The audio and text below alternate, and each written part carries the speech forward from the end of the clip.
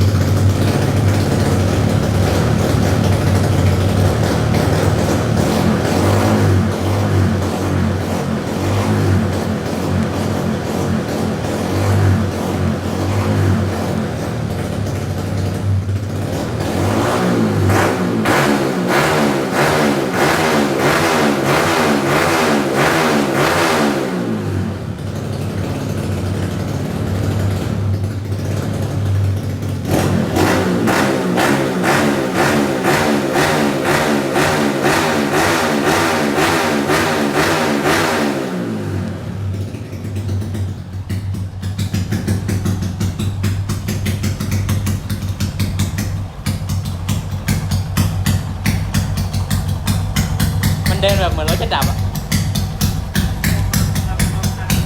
ฮะเหมือนจะดับอ่ะ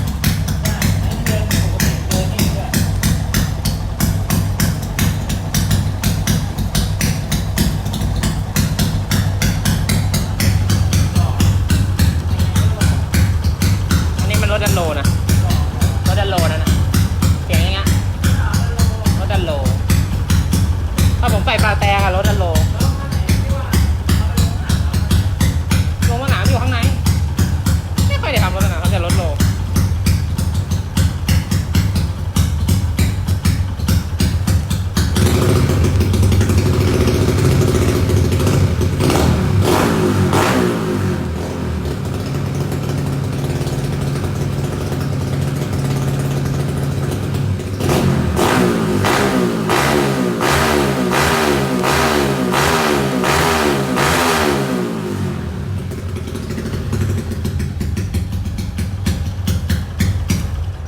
ตำรวจมา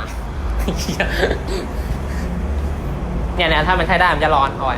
ร้อนจีเลยร้อนนะครับร้อนต้องร้อนถ้าไม่ร้อนใช้ไม่ได้เนี่ยแหละมันจะถ้าวิ่งถ้าขี่อ่ะมันจะไม่ร้อนถ้าขี่อ่ะลมมันจะเข้าหน้าสวัสดีนะครับ58ชัก2นะครับ74ชัก12พอบาร์นี่มัน77ชัก15ขี่เล่นไปขี่ออกทริปสนุกไปเจอปากแต่มาจากโคราชปากแต่รถอะไรไม่รู้เอาใส่หัวฉีดได้เฉยเลยสตาร์ทมือนะครับรถทริปสตาร์ทมือเดินสตาร์ทนุ่มนี่ครับสตาร์ทไม่ติดมาหาเลยนะ